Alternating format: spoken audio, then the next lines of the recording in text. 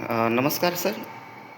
आज आपण वाडा पोलीस स्टेशनमध्ये आलो आहे. तर आजच्या या इंटरव्ह्यूमध्ये आपण भेटणार आहोत श्री दत्तात्रय बाजीराव केंद्रे सरांना. तर आजचा जो महत्त्वाचा मुद्दा आहे या वाडा तालुक्यामधला, या वाडा तालुक्यामध्ये या वाडा शहरामधला जो आपण बघतोय दिवसेंदिवस ट्रॅफिकचा जो प्रश्न आहे त्याबद्दल आज आपण सरांशी आपण संवाद साधणार आहोत. सर, पहिला प्रश्न आहे,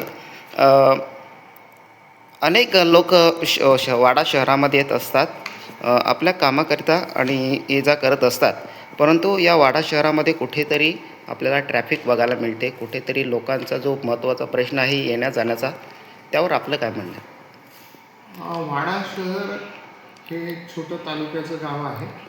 इथं बाजारपेठ, बसस्टँड आणि दुकानं ही सगळी एकाच ठिकाणी असल्यामुळं लोक दुकानासमोर किंवा बसस्टँडच्या शेजारीच पार्किंग करत आहेत आणि त्याच्यामुळे जाता येताना वाहतूक स्लो होते. यासाठी आम्ही सातत्याने पोलीस या ठिकाणी नेमलेले आहेत. आमचे बीट मार्शल अंमलदार हे असतात. आमचे अवेअरनेस प्रोग्राम सातत्याने चालू आहेत. ही जी मुख्य समस्या आहे हे शहर नियोजनाशी संबंधित आहे. शहर नियोजन चांगलं झालं, पर्यायी रस्ते निर्माण झाले तर याच्यामध्ये निश्चितपणे बदल होईल.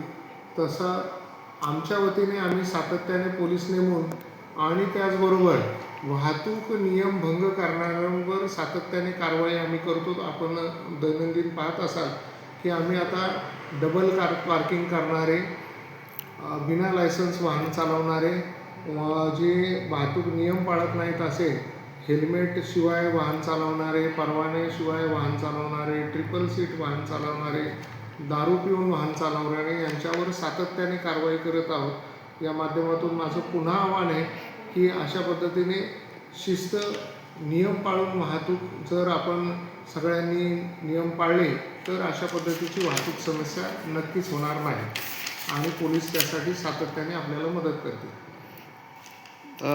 प्रश्न दुसरा, शहरात आपल्यानंतर फुटपाथ कुठेतरी अतिक्रमण होतो आहे, तर ते आपण कशा पद्धतीने थांबवू शकता?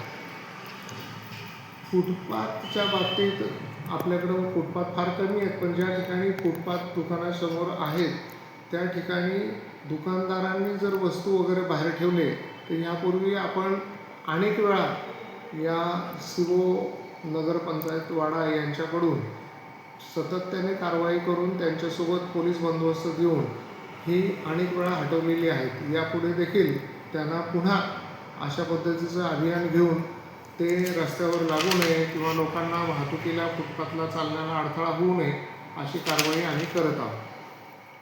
तर धन्यवाद सर. आजचा हा महत्त्वाचा इंटरव्ह्यू आपण घेतलेला आहे सरांच्या माध्यमातून. आपण बघू शकता, हे होते वाडा पोलीस स्टेशनचे इंचार्ज श्री दत्तात्रय बाजीराव केंद्रे सर. धन्यवाद सर आज बाईट दिल्याबद्दल. त्याबद्दल मशाल न्यूज नेटवर्ककडनं मी दयेश मिसाळ. धन्यवाद. Thank you sir.